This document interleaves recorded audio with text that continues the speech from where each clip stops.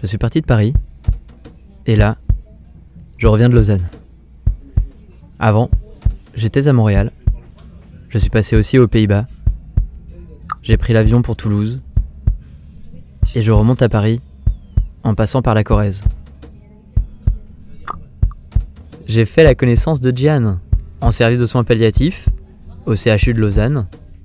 Il cite Kierkegaard, Benjamin, chez Ipso. Un cabinet médical différent. Eux, ils jouent collectif. Antoine, lui, est pharmacien sur le plateau des 1000 vaches. C'est le gardien des poisons.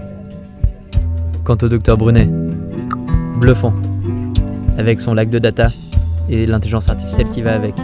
Joss et son réseau de soins infirmiers à domicile aux Pays-Bas. Et enfin Dominique, à la clinique Pasteur de Toulouse. Alors lui, il cite Lacan et l'amour. On se retrouve avec ce mot leader qui est quand même attaché, enfin qui signifie diriger. Et pour moi, je ne vois pas dans ce que tu viens de m'énoncer quelqu'un qui dirige. Je vois quelqu'un qui va guider l'ensemble des personnes. C'est-à-dire, exactement comme on dit un guide spirituel, il n'est pas là pour dire ce qu'il faut faire, il est là pour conserver un cap, en donnant à chacun finalement est venu là de son propre chef et sait ce qu'il veut faire. Donc c'est finalement de lui permettre de réaliser son propre projet, sa propre vision des choses, mais il ne peut pas lui dire quelle est sa vision. Chaque individu a sa vision du projet, il ne va pas lui dire c'est comme ça. C'est comme dans la vie, quoi. Si tu aimes les gens, eux-mêmes ils sont vivants, donc ils proposent des choses, et puis s'ils ont besoin de toi et qu'on est dans une relation normale, ben, tu peux les aider. S'ils n'ont pas besoin de toi, ils font sans toi. Mais si tu permets ça, c'est-à-dire tu calques pas une espèce de concept présupposé qu'il faut se comporter comme ça dans le monde du travail.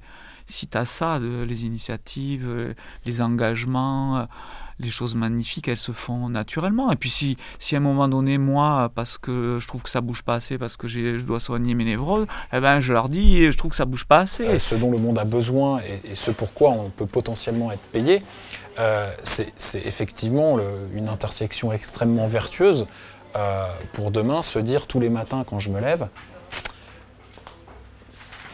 je vais changer le monde. Tout en gagnant ma croûte, tout en étant heureux, tout en faisant quelque chose dans lequel je m'épanouis, en rencontrant des gens très intéressants, en apprenant tous les jours. C'est surtout comment est-ce soi-même se donner les moyens donc le moyen, ça s'entretient, ça n'arrive pas comme ça. C'est pas une levée de fonds, c'est pas un chèque en blanc, c'est pas tiens, et c'est jamais facile de se donner les moyens. Moi j'ai souvent la réflexion, ah oui mais toi tu es sur le plateau de 1000 vaches, les pharmaciens travaillent ensemble, c'est facile. Non, c'est pas facile. Ça fait des années et des années que je travaille au corps les uns les autres pour leur faire comprendre que la clé de la survie c'est l'interdépendance. Ipso, c'est l'approche relationnelle, une approche relationnelle qu'on veut bienveillante, à la fois vis-à-vis des patients et aussi dans la manière de gérer les équipes en interne. Notre conviction, c'est qu'on peut faire qu'il y a à la fois une frustration de pas mal de patients dans leur relation avec leurs soignants, pas forcément parce que les soignants sont de mauvaise volonté ou n'ont pas des bonnes valeurs, mais parce qu'ils n'ont pas forcément tout l'environnement qui leur permet à la fois de donner le meilleur d'eux-mêmes d'un point de vue relationnel et d'avoir l'approche qu'attendent aujourd'hui un certain nombre de patients, c'est-à-dire une approche qui est très peu hiérarchique, très transparente dans l'échange d'informations, complètement non jugeante. Notre conviction, c'est que la bonne approche culturelle dans la relation avec les patients se construit aussi et d'abord en interne dans la manière dont on va construire les relations au sein des équipes. My ideas were that we could increase quality very easily. We could offer a very good environment for nurses to work in, and we could reduce costs very easily by organizing it much different.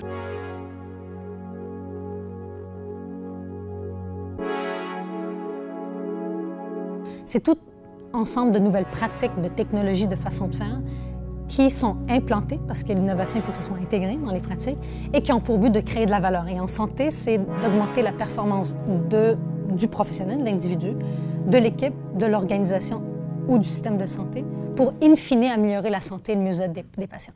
Pour nous, c'est ça qu'on entend par innovation. Et donc, se dire qu'on va réserver du temps, on va engager 15% de plus d'infirmières pour que chaque infirmière ait du temps d'innover et de prendre un pas de recul pour dire est-ce que ce que je fais auprès de mon patient améliore réellement ses soins, pour nous, ça va créer de la valeur. Et la valeur, c'est par un gain de qualité, un gain d'efficience, un gain d'expérience patient ou expérience employée ou d'économie de coût. Mais l'économie de coût n'est pas la seule variable. Oui, la santé fondée sur la valeur, il faut aller introduire des techniques qui permettent de créer de la valeur pour le patient en termes de qualité, mais également de coût pour le système de santé. Mais c'est dans cette perspective-là qu'on le voit. C'est pas engagé pour engager, c'est pour engager pour que chacune ait de l'espace-temps, comme les médecins, comme les professionnels, pour pouvoir innover. Au début, ça marche pas bien. Au début, mes patients, les clients attendaient. J'ai même perdu des patients et des clients parce qu'à un moment donné, ils attendaient trop, on n'avait pas forcément les bons produits. C'est vrai que quand on change le fonctionnement d'une pharmacie, tout comme n'importe quelle organisation, qu'on passe sur un nouveau paradigme en ayant des outils qui sont au final des versions bêta, mais qui ouvrent un potentiel intéressant, on essuie les plâtres. Enfin, je veux dire, tous les innovateurs essuient les plâtres. On n'atteint pas un objectif idéalisé dans notre tête en un week-end.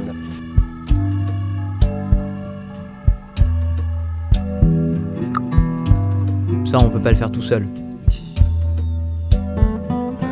Ouais, l'égoïsme dominant, c'est quelque chose de naturel. Ça existe, ça a toujours existé. La question, c'est pourquoi il faudrait attendre la fin de notre vie pour être altruiste, par exemple.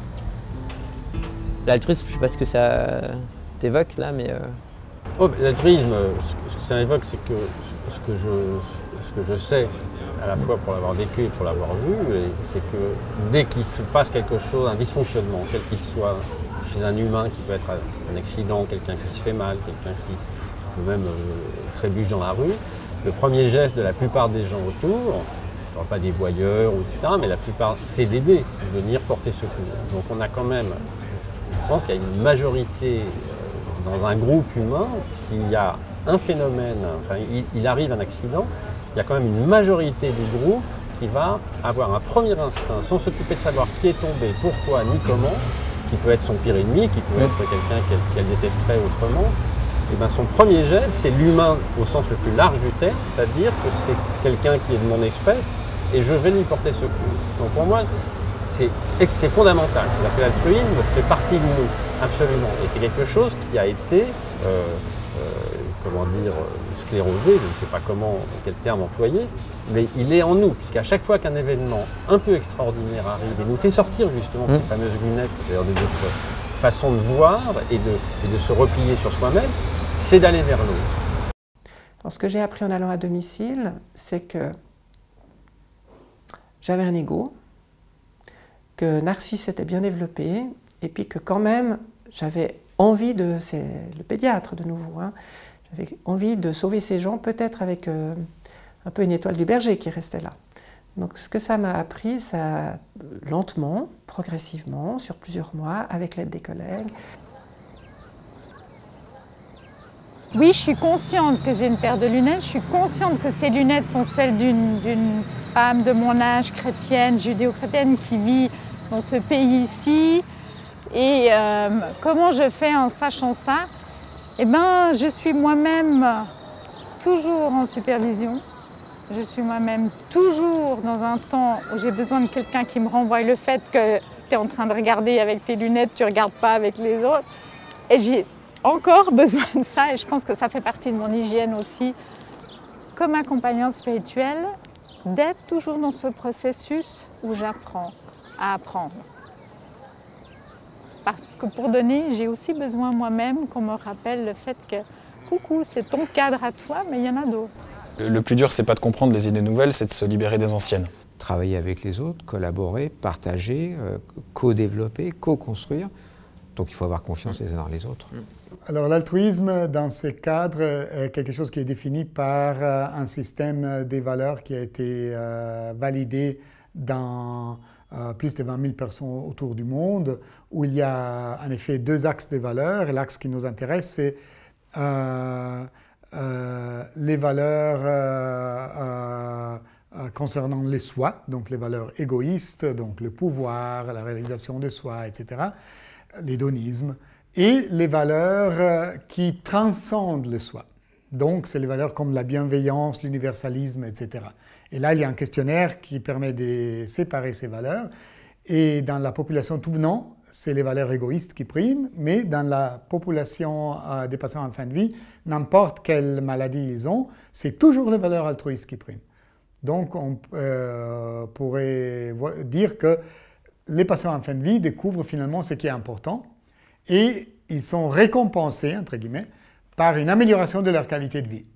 Et ça pose vraiment la question, pourquoi est-ce qu'on doit être en toute fin de vie pour reconnaître finalement que l'altruisme améliore notre qualité de vie.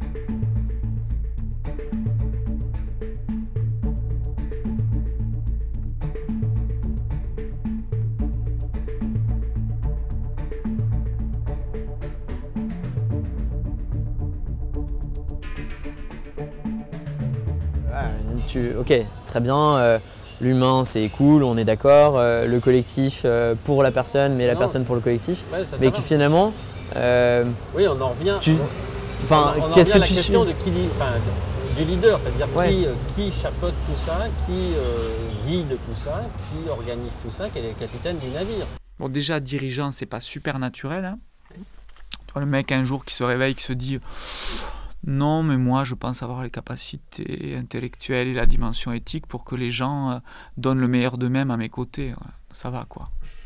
Rien que pour penser ça, il faut avoir un problème quoi.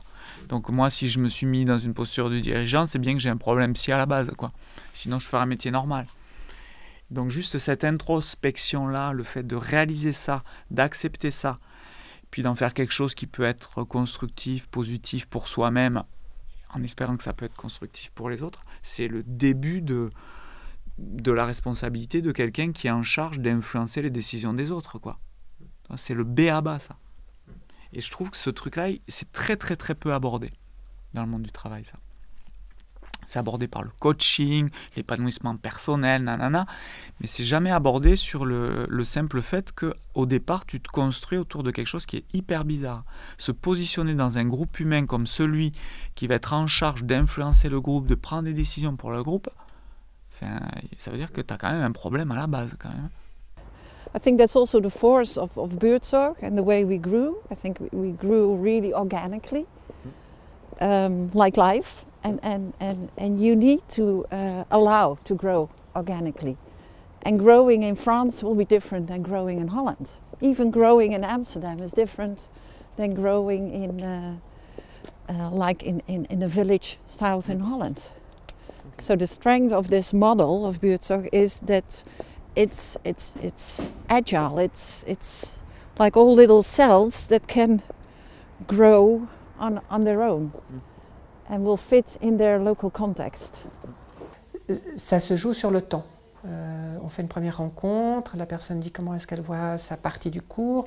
Moi, je parle de ce qu'on avait pensé au sein du groupe de travail pour le cours.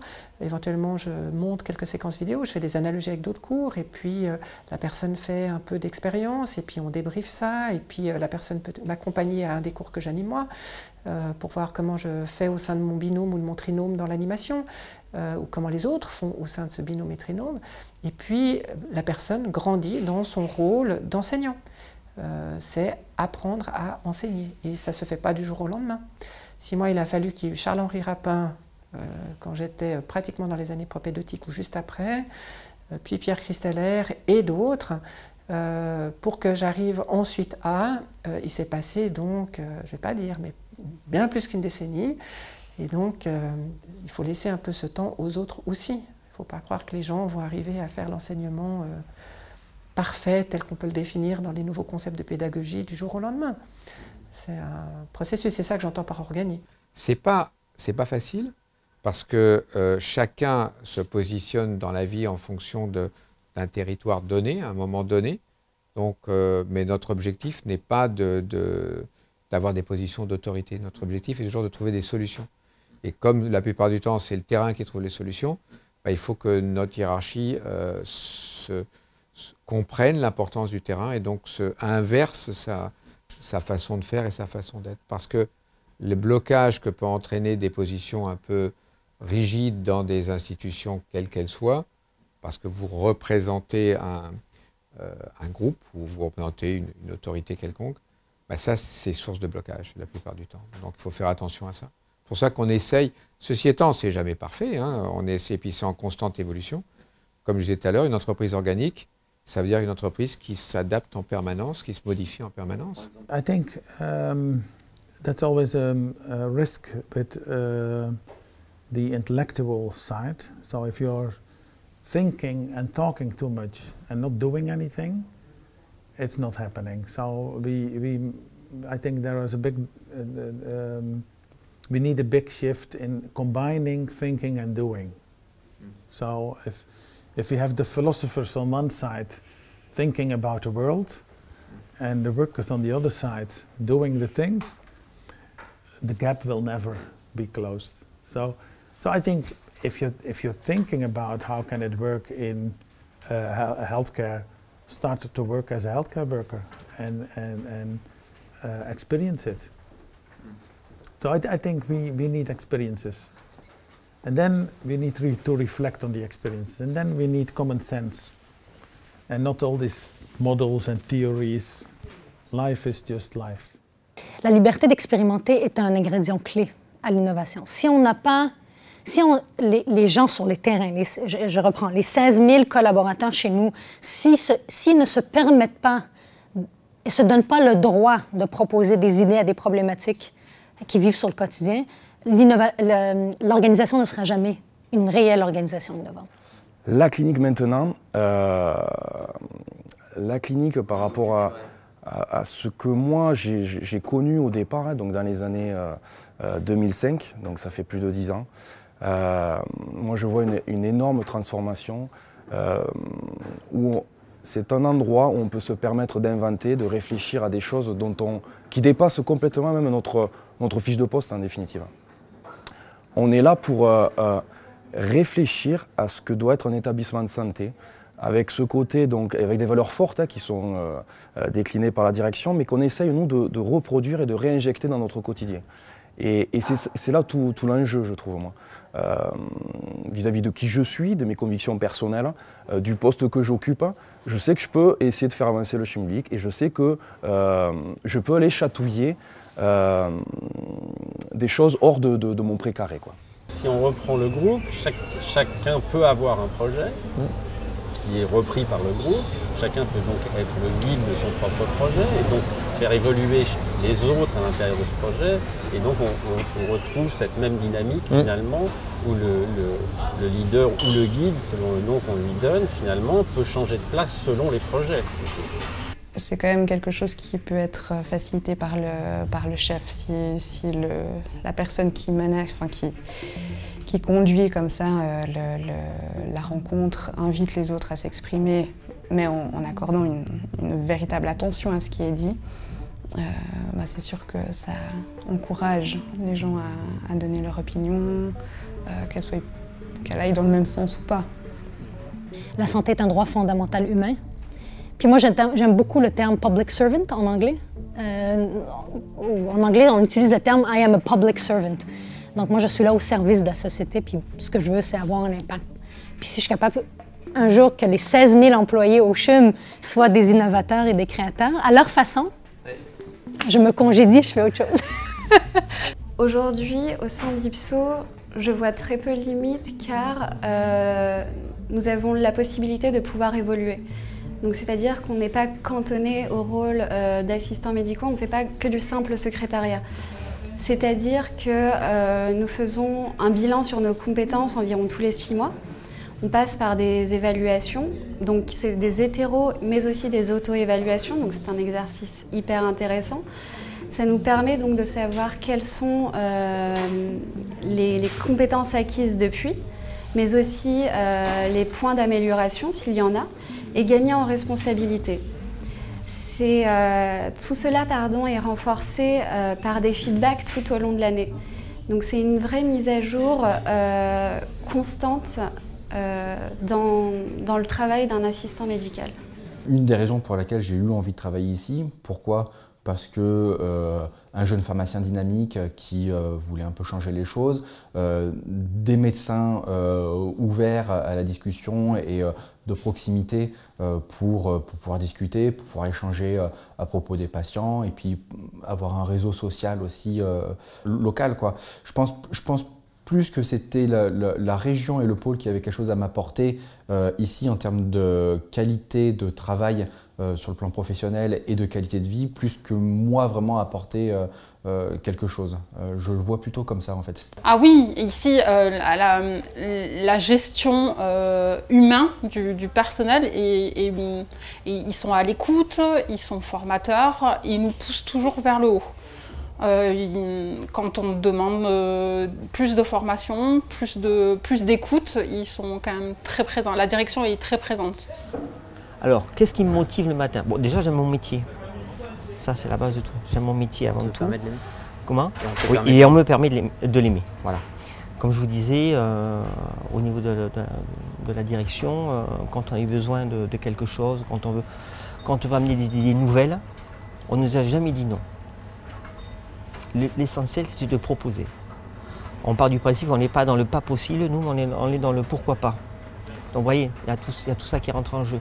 Et donc, partant de là, quand vous savez qu'on va être à l'écoute, qu'on va pouvoir discuter de quelque chose, que ça soit accepté, validé ou pas validé, on n'est pas du tout on ne subit pas, ou voilà. On sait qu'on va être écouté, on sait qu'on va nous donner à un moment de l'opportunité de faire certaines choses, ça sera validé ou ça ne sera pas validé, mais on nous laisse quand même encore cette ouverture pour pouvoir profiter des choses. Comme disaient les philosophes danois Søren Kierkegaard, si je veux aider quelqu'un, je dois prendre soin de le prendre là où il est et de commencer par là. Et si je n'arrive pas à faire ça, dit Kierkegaard, il est une illusion de penser que je puisse aider quelqu'un. Ça, c'est quelque chose de très fort. Il ne parlait pas des médecins, il parlait de l'art de l'aide, mais c'est quelque chose d'extrêmement fort. Et j'essaye de faire apprendre cette citation par cœur à nos étudiants de médecine, parce que ça, c'est vraiment la base de tout art de l'aide, mais aussi de tout travail en milieu de soins. Et ce qui m'écoeure et ce qui me révolte, c'est que maintenant, le fait de mettre de l'humain, le fait de mettre de la participation, le fait de mettre de la liberté dans le monde du travail, c'est devenu un concept. C'est-à-dire que même ça, on va l'abîmer au travers de... Et on va le processer. Même ça, on va l'abîmer, quoi. Alors que, justement, si c'est quelque chose de sacré, on ne doit même pas l'expliquer. C'est comme demander à un artiste d'expliquer absolument son œuvre d'art. On l'abîme, on la désacralise. Donc pourquoi on irait à nouveau conceptualiser, objectiver jusqu'à la relation humaine dans le monde du travail? C'est horrible, c'est horrible.